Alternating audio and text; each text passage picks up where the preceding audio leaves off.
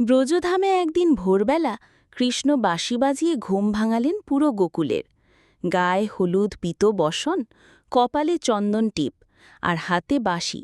সবাই বুঝে গেল আজ কিছু বিশেষ হতে চলেছে।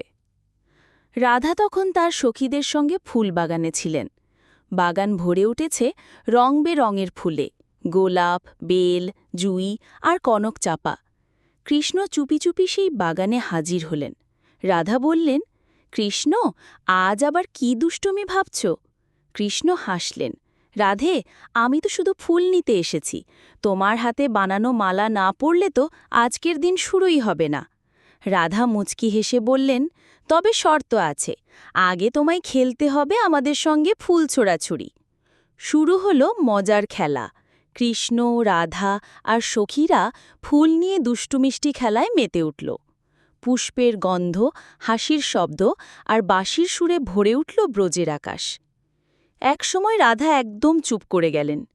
কৃষ্ণ উদ্বিগ্ন হয়ে কাছে এসে জিজ্ঞেস করলেন, রাধে, কি হয়েছে? রাধা বললেন, তুমি তো সবাইকে এত আনন্দ দাও, কিন্তু তোমার আনন্দ কে খোঁজে? কৃষ্ণ কিছু না বলে একগুচ্ছ বেলফুল রাধার চুলে গুজে দিলেন আর বললেন, তুমি হাসলে সেই আমার আনন্দ।